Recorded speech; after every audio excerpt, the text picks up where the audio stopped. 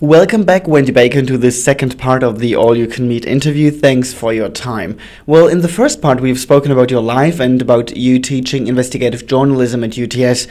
I'd like to briefly focus on journalism at all now in the second part, and I'd like to start with the question of how important you think is free speech, is investigative journalism, and is the Australian Centre of Independent Journalism for Australia, actually?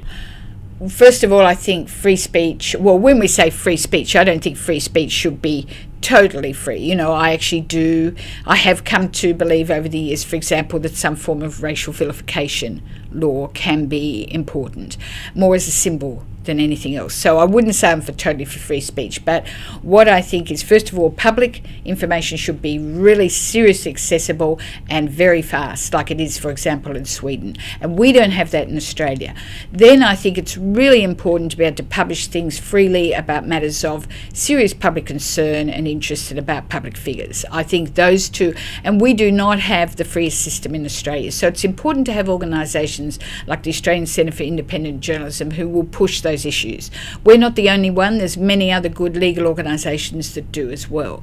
And then I think it's always really important to have centres for investigative journalism or centres for independent journalism. They can be of a wide range, because I think inevitably in Australia we have one of the most concentrated medias in the Western world, and perhaps one of the better things about the internet, or the great things about the internet, is I think it is allowing more diversity on the fringes, and it's easier now to start up a publication. And I think we have to, instead of always seeing the mainstream as like we've got to try and get something in the Sydney Morning Herald or the Australian, what I would like to build more of a spirit at UTS is that we have a centre, we have an organisation like Reporting, and we should back our own brand. We have so many great young journalists in universities, not just at UTS but around Australia, that we need to see for independent journalism. There's such a need for it in Australia. We can make a mark ourselves instead of always trying to copy what's happening out there. You mentioned already the Australian journalism as very concentrated. How free and autonomous is it actually? Well, I don't think you can say it is very free or autonomous. And it's interesting, in our study that we're doing of the newspapers at the moment, it's just 1 week of the newspapers, but what is, I think, striking us all is the amount of repetition in the media, not just in Australia, but globally. Like, you just have so much of the media that's kind of full of this stuff that's repeated thousands and thousands of times, that by the time it gets filtered down to 2 parts, you know, in a tabloid newspaper, is really almost meaningless information.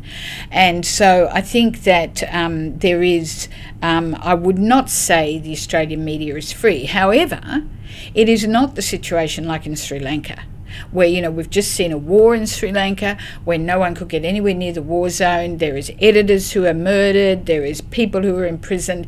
You know, we can never compare. Or Mexico is another situation where it's, or Philippines, where it's very dangerous to be a journalist. Of course, compared to that, we're very fortunate, we're very free. However, maybe compared to the Scandinavian countries, we're not particularly free. So I think as journalists, we have to support the people who are in less free situations and strive for extending our own autonomy and our own independence. And unless we publish ourselves, in a way I feel I'm going back to my roots in some ways, when, you know, we had a very unfree media here in the early 70s, lots of books banned, very narrow range of things, I think, in the even up to the 1960s, that were in the newspapers. Like, for example, you couldn't read anything about prisons, inside of prisons, about how Aboriginal people were living. And that was broken really by independent media affecting the mainstream. So I think it's really important to have independent media to carve the path towards independence. And what about the future of journalism? Will we be able to read a newspaper like we do now in 20 years? I doubt it, not like we do now. And the thing is, of course, that's because increasingly people are not wanting to read their news in the newspaper.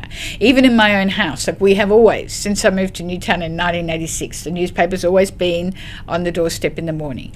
I have to say that my adult, 19 and 20-year-old, adults, but they were children, you know, they don't pick up that newspaper that's bound in plastic.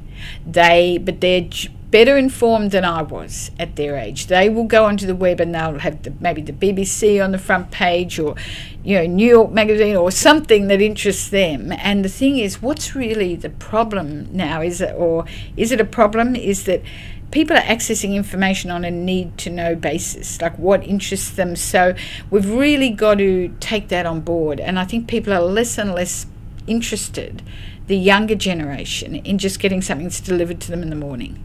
Like this is the news. And of course the other problem is, if you can get it all anywhere, some way, other way, well, do you need to read it? However, personally, as someone, now in my early 60s, I look forward, the Saturday mornings when I have a decent hour to read News Review in the Sydney Morning Herald. I'm not one of the ones who's not reading it at all, but I find I'm increasingly withdrawing from it, and I think that's a real sign, because if my age group is, well, I think we can assume in 20 years' time, maybe there'll be like a Kindle thing where people actually get their newspapers on a computer. If we're talking about investigative journalism, about quality journalism, and that is what we have to talk about, I think, it's very hard, especially in those days, to finance that. Do we have to think about new models, maybe worldwide models, to make it possible to have really free and investigative journalism? There are some really great models already. Unfortunately, though, they're hard models for us to go by. Like, for example, the International Consortium of Investigative Journalists did a very good investigation on water and another one on tobacco smuggling. But, of course, they're funded by the big American charitable foundations. And maybe also in Germany you have a bit more money of that type available. Really, in Australia, we don't have a lot of that money. And that's why some of us are thinking that if we can't get that, we have to look to the universities, where we have 25 universities teaching journalism. Surely we can begin to collaborate and actually produce some serious journalism. So maybe our economic model has to be, after all, look, student journalists in Australia are supplying a huge, on a daily basis, free labour resource to the media through their internships. Now, we favour internships and we try to organise them, but maybe we also need to think, well, actually, we've got a lot of very good students. We should be seriously finding ways to add that little bit of money to turn what is good student journalism into really top journalism. So we kind of work on maybe more of a production model than just going to move away so much from a class-based curriculum more to a production curriculum. If you would or could change one thing about journalism, and you would have the power to do it worldwide, unlimited money, what would it be?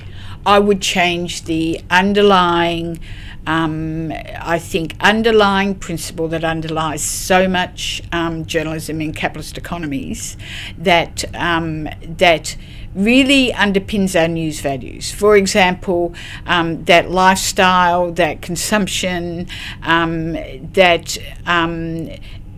compared to values about just human rights, people having a basic, decent living, I would change that. And just to give you an example, Peter, of what I mean there is, you look at this global financial crisis. We've had masses about, blow by blows, is the exchange rate up or down, what are the figures out there? But we have not had a lot of journalism about how it's actually affecting people on the ground. And I think there's something wrong with the underlying value underneath journalism, and I think that's what needs to be changed. But of course it can only be changed if if the outlets are changed, if the business model is changed.